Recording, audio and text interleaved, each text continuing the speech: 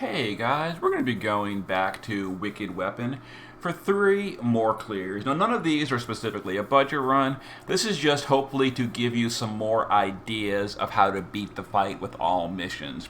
So we're going to be doing 3 different clears. I think I mentioned that. We're going to start with a Sephiroth clear, because I was asked in the comments to do a Sephiroth clear. You know, I love Sephiroth, and he can definitely do this fight in 3 turns or less. You have 4 turns, but we're going to do it in 3 to make it a little bit easier, because we don't want to deal with that magic attack on turn 3. So we're going to start Sephiroth from the base form with some auto buff gear, and then use his shifted LB. Aerith in red, shifted LB. Before we do that, shift form Bulwark is going to Shadow Serenade and Bergamott's Ballad for Demon Killer. That's going to amplify and imperil for the boss. Jesse is going to triple. We're going to full breakdown, Midgar special, and Ace in the hole. That's a double stack Mirage, which we're going to need for turn 1. The whole party's evading except for Sephiroth, so we're going to double Mirage him. So we're going to click Aerith and then click Sephiroth like a split second later. There we go. Okay, so 2 physicals, and then the 3rd physical will hit Sephiroth. Okay, he evaded it because sometimes the boss has, or Sephiroth has 30% evasion naturally, and we did accuracy down. So there's like there's a 50-50 chance that, how much, out of curiosity, how much accuracy down is this? 25%. So we had a 55% chance for the attack to miss on Sephiroth. If it didn't miss, he would have gutsed it anyway. It's not that big of a deal, but there it is. So Jesse is now going to entrust to Sephiroth, and we're going to quad Flame Fang and cap that. He's a stacking LB user. The second LB is going to obviously do more damage. Give it a moment for her to build the chain and then send Sephiroth. Just make sure you don't miss the chain. There it is. Perfect. We got no crystals whatsoever on Jesse. That is horrible luck. We're going to go ahead and Chocophony a few times with Bulwark and try to get some crystals on Jesse because we need her to entrust. There we go. We got 1,000% fill rate on Jesse. So, yeah, still not quite enough. We'll go ahead and do this again with Bulwark to get some crystals on Jesse. There we go. Now we can entrust on Sephiroth. So if your Jesse doesn't get crystals, you know, it is RNG. That was horrible luck on turn 1. We still pulled it out, not a problem. But if your Jesse just doesn't fill up enough to entrust Sephiroth, you got to run the fight again with this team. So we're going to use Aerith and then use Sephiroth. And there's the end of the boss. As you can see, he's now stacked up. Not a problem. Got it done in 3 turns. Yeah, we had 4 turns, but we're not built for that magic attack on turn 3, so that's what we had to do it this way. So, full evasion on Bulwark, and then TMR or STMR, so he starts with enough LB to do killer on turn 1. Jesse is 1,000 fill rate, 12 auto limit, and full evasion.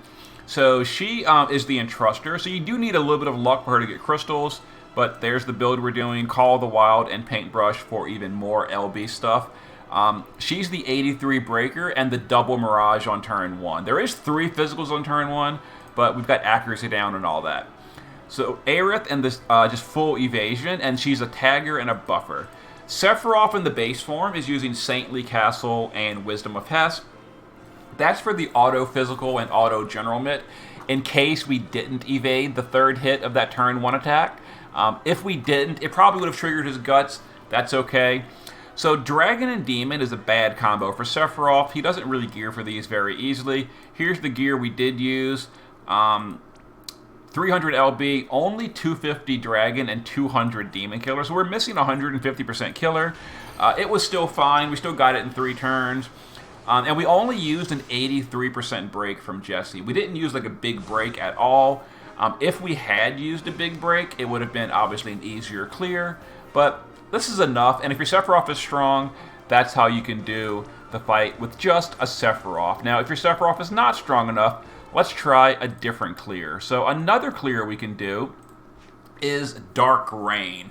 Now, I pulled for Dark Rain last week, and I wanted just 1 single copy. so I could put him in the Shard Dungeon. I really didn't want the Shard Dungeon to come out and not have any Dark Rains whatsoever, because then it feels like kind of a waste to me. I'd be missing out on 70 shards as progress towards his premium card eventually. So I went until I got one copy, and then I stopped. I stopped right away. I got one copy pretty quick, so that's it. One copy, EX0, I'm happy. But an EX0 Dark Rain is still enough to carry the fight. So here's the party we're going to use. We're going to use Alexander Charlotte to evade, cover, and then entrust. You could replace her with any physical covering entruster, like Galoof, Mercenary Ramza, Lilith, Demon Rain, etc. Someone to entrust as well as physical cover. Lightning is just the breaker. We're going to do Demon Killer with Saul and Darkfina, and then they're going to be the tag chainer while our Dark Rain caps that tag chain. Okay, so once again, we're not really built for that magic attack on turn 3. So we got to kill the boss in 3 turns or less, which is a little tricky to do, but we can do it. So we're going to start Savior in the base form with the Paintbrush and the Call. We're going to shift, also using the Paintbrush and the Call, and then ATB. That'll give her the LB next turn. Alexander Charlotte is going to physical cover with Evasion. Saul and Darkfina are going to triple. We're going to Demon Killer the party. We're going to... I haven't used these guys in forever. We're going to 2 Sage's Awakening for quad cast unlock. And we need to imperil Earth, because the boss is actually immune to Earth damage. But if we imperil it, we can still deal damage. Here we go. So we're going to imperil Earth. Stop this. We're going to imperil Earth damage. There we go. So Dark Rain is going to feel the might of ultimate power. And then we're just going to Dark Suppression twice. Okay, so turn 1 is just all set up. So Dark Rain does his own amp and all that. Now my Dark Rain, I didn't max his LB and all, so it didn't even fill his LB, but that's fine. Okay, so we're going to go ahead and trust Dark Rain the rest of the way with my Charlotte. We're going to use the shifted LB of Savior for the 90 break. We're going to quad tag chain with Darkfina and Saul. So there we go. And we're going to LB with Dark Rain. So we're going to send Dark Rain and then send the tag chainers right away. And there we go. Boom. So half damage. So EX0 Dark Rain is definitely cutting this a little bit close. If your Dark Rain is EX1 or better, it's great. Also keep in mind, we don't have any kind of weapon in peril for my Dark Rain. No Rod in peril, no Spear in peril because he's only EX0. His Spear in peril is on the SLB, which is too slow for this fight. Let's go ahead and entrust Dark Rain again, and we will do it again. So we're going to click Dark Rain, then right away click our tag chainers, get it nice and capped, and there it is. An all mission clear with Dark Rain EX0. Again, this clear is not built for going long. We just wouldn't be able to do the magic attack on turn 3 would have killed us. So Hallowed Age of Charlotte is 12 LB per turn, some fill rate, and full evasion. Again, you can replace her with any physical covering entruster you want, or if you're using evasion on the party, that's fine as well. Or if you're using Mirage, just some way to deal with the turn 1 physical stuff. Also, I should mention that Dark Rain actually could self-Mirage himself if you really wanted to. You can 5-stack Mirage on turn 1, and then you can just evade everyone else. That's an option, but, you know, I wanted to bring a cover tank anyway. Lightning in the base form, just Dragon's Brush Call of the Wild. Shift form, exact same thing. That way we can LB on turn 2. Darkfina and Saul are just technically built for damage, but really they're here as a tag chain and a Demon Killer buff. So there we go. They're 300 Demon, 275 Dragon, and when we see the damage breakdown, we're going to laugh. They're really just here as a tag chainer and a Demon Killer buffer. And then Dark Rain, EX0, that's totally fine, good enough. 1 copy of his STMR, which is kind of important. I did STMR Moogle, my one and only copy. Anyway, here it is. So he is geared pretty well, 7,000 magic effectively, maxed on everything. He gears super easy. LB maxed, Dragon max, Demon max. Yeah, so maxed on everything. He definitely carried that one. There you go. You don't even need the SLB. That was an EX0 with only the base form LB. Not a problem. It was kind of close. So this clear, if your rain is EX0, I mean, obviously it works, as you just saw, but it's close. It's cutting it real tight there. As you can see, Dark Bane and Saul, useless unit, but they did bring tag chains and a killer buff. Now our last clear. So this one, we're going to see if we can 3-man clear this with just a... now that I'm thinking about it, we're not going to waste a turn. We're going to add Sky. This, just in case, we're going to add Sky. Where's Sky? Where's Sky at? Nomads. Oh, Nomads. Where's... Oh, yeah, I got filters. Okay, yep, I forgot I was using filters to build the party. Here we go. So, Nomads, headgear. We're going to add Sky for the Spear in Peril, just a naked Sky. And there we go. Because I want Reberta to do the solo carry here. And I don't know if we can spend the turn doing her own Spear in Peril. Because again, once again, we're not going to deal with that turn 3 magic attack. So we're going to just have Sky, Spear in Peril, and that's it. Aerith is going to base form LB for the Holy Imbue and Holy Amplify and stat buff. Cacteria will just do a Spirit Break, her good Spirit Break. So we're going to do Mental Breaking Needles. And then Reberta and Ignis in the base form, we're going to do Dragon Killer. We're going to do Support from the Skies because we need Mirage. And we're going to do Mega Breath to get herself ready. Okay. Wait for...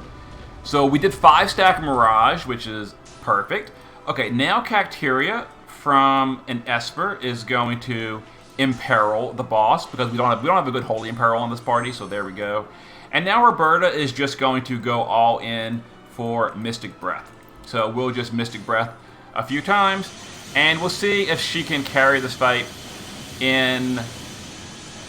Okay, it's going to be very, very close. Keep in mind, we are using basically 3 units to just like hang around. We're only using an 89% break, but Reberta can carry this all on her own. And I am kind of glad that I added Sky to the party, because it looks like if we didn't have that extra turn of damage, we wouldn't have been able to do it in 3 turns with Reberta and Ignis. But anyway, Cacteria, completely naked. She is just here for an 89% break and literally nothing else. Now, if you wanted a better break, you could add, like, Louise, because Louise could have also done Demon Killer on top of that. So Louise could have done a 90 break and Demon Killer. But I kind of wanted to mix up the parties. I don't want to keep reusing the same unit on every clear. So we brought Cacteria for an 89 break.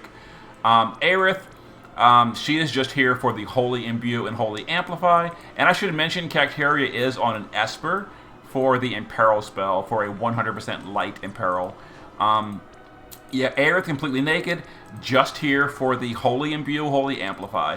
Sky, completely naked. She is literally only here for Sharp Spear Focus for the 30% Spear Imperil. That's because Reberta's Spear Imperil is only in the Shift form, which would kind of like waste an entire turn to apply it. So someone else applied it for us.